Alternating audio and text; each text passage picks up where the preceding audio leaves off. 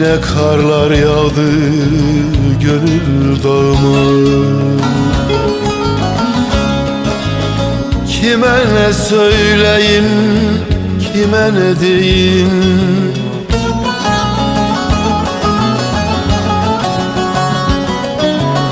yazayım da gazel